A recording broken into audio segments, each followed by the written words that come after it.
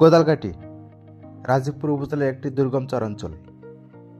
এখান থেকে কোনো মানুষের পুলিশের সেবা নিতে বা থানায় যেতে হলে দুটি নদী এবং বিস্তীর্ণ চর পেরিয়ে যেতে হয়।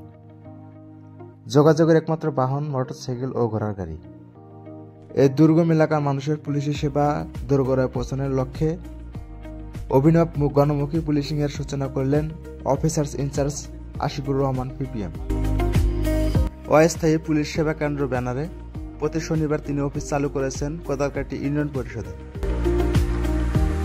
ভুক্তভোগীগণ পুলিশের সেবা নিতে থানার বদলে এখন আসছেন অস্থায়ী পুলিশ কেন্দ্রে।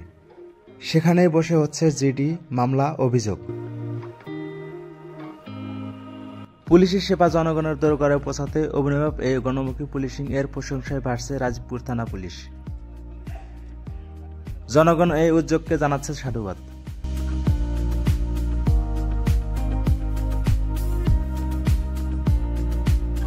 50 বছরের মধ্যে আমরা এই পুলিশি সেবা পাই নাই। আমাদের কোদালকাটি মানুষ, চর অঞ্চলের মানুষ, রাজীবপুর থানা যা খুব হয়রানি হয়েছে, যাওয়া আসার সমস্যা।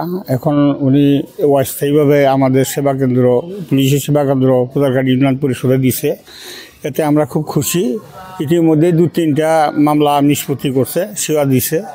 আমরা এতে খুব সন্তুষ্ট আর কি। ইনশাল্লাহ প্রতি শনিবারেও হবে। এটা আমরা আরও খুব ধন্যবাদ চাই।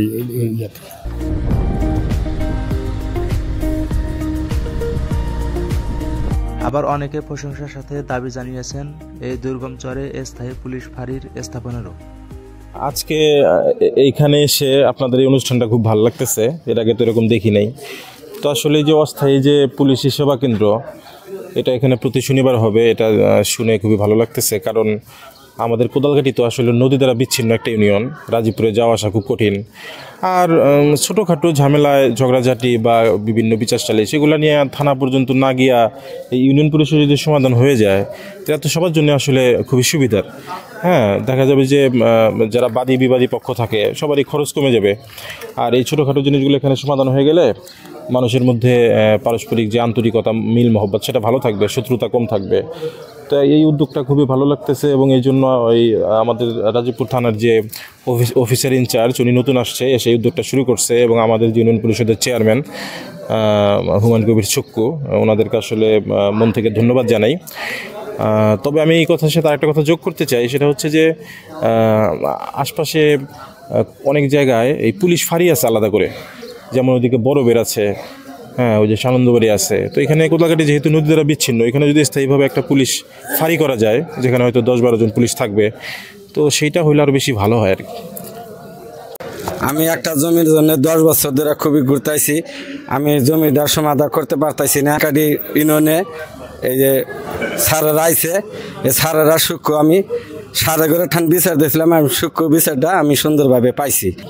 আমাদের রাজীবপুর যাইতে খুবই কষ্ট হয়, বালুচর। আমরা এত সুন্দর আমাদের এই কোদালকাটির ইউনিয়নে এত সুন্দর সুস্থ বিচার আমরা পাই নাই কে। আজকে আমরা সুন্দর বিচারটা পাইলাম। আজকে প্রথম দেখলাম, আজ 50 বছরের মধ্যে প্রথম একটা নতুন জিনিস দেখলাম, যেটা অস্থায়ী পুলিশ ক্যাম্প। রাজীবপুরের চরে চরে থানা এখন ঘরে ঘরে, এই স্লোগানকে সামনে রেখে রাজীবপুর উপজেলা পুলিশ পরিদর্শক একটি মহৎ উদ্যোগ নিয়েছে। এই উদ্যোগটার কারণে এখন অনেক সাধারণ মানুষ যারা বিচার প্রার্থী হয়ে বিচার পায়নি বা বিচার চাওয়ার জন্য সাহস পায়নি, এরকম অনেক লোককে আজকে দেখলাম তারা এখানে এসে স্বাচ্ছন্দ্যে পুলিশ মহোদয়ের কাছে বিচার দিল। এবং চোখের সামনে দেখলাম যে একটির সম্পূর্ণরূপে তারা 20 বছরের একটা মামলা ছিল, সেটা সমাধান করে দিলেন। খুবই ভালো লাগলো, যাতে অসহায় এবং দরিদ্র মানুষগুলা সেবা পায় এবং সেবার মানটা যে দোরগোড়ায় পৌঁছিল, এজন্য আমি পুলিশ ভাইদেরকে অসংখ্য আমার তরফ থেকে ধন্যবাদ জানাচ্ছি। খুব ভালো হয়েছে, এটা সারা বাংলাদেশেই হওয়া প্রয়োজন। রাজীবপুর থানা পুলিশের এমন মহতী উদ্যোগে ইউনিয়নবাসীর কষ্ট লাঘব ও মাদকের উৎপাত অনেকাংশেই কমে যাবে বলে মনে করছেন কোদালকাটি ইউনিয়ন পরিষদের চেয়ারম্যান হুমায়ুন কবির চক্কু। আমার এই কোদালকাটি ইউনিয়ন পরিষদটি চতুর্দিকে নদী বিশিষ্ট। আমরা নদী ভাঙনে আমাদের এলাকা অনেক ঘরবাড়ি নদীতে চলে গেছে। রাজীবপুর সদর হতে আমাদের দূরত্ব 11 কিলোমিটার। এখানে কোনো যানবাহন নেই, একমাত্র মোটর সাইকেল এবং ঘোড়ার গাড়ি। তা আমি ধন্যবাদ জানাই রাজীবপুর থানার ভারপ্রাপ্ত কর্মকর্তা আশিকুর রহমানকে, যিনি সুন্দর একটা উদ্যোগ নিয়েছেন।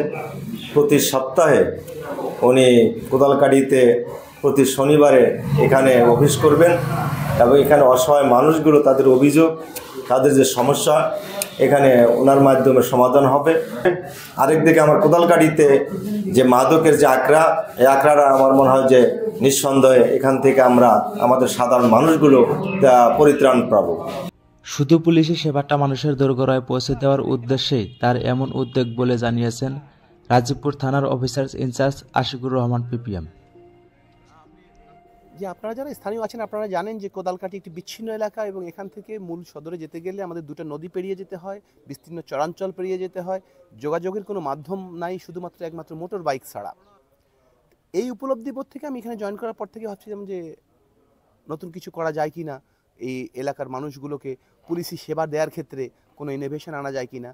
সেক্ষেত্রে আপনি জানেন যে মহান মার্চ মাস, স্বাধীনতার মাস, সে মাসে আমি চিন্তা করলাম যে স্বাধীনতার মাস উপলক্ষে আমি একটা সেবার নতুন দ্বার কোদালকাটি মানুষের জন্য উন্মোচন করি। পুলিশি সেবা যেন তারা কোদালকাটি থেকে পেয়ে যায়, এই জন্য প্রতি শনিবার, সপ্তাহের প্রতি শনিবারে কোদালকাটিতে অফিস করব। এই মর্মে লোকাল চেয়ারম্যান মহোদয়, মেম্বার সাহেবরা, আমাদের যারা গ্রাম পুলিশ আছে সবার সঙ্গে কথা বলেছি।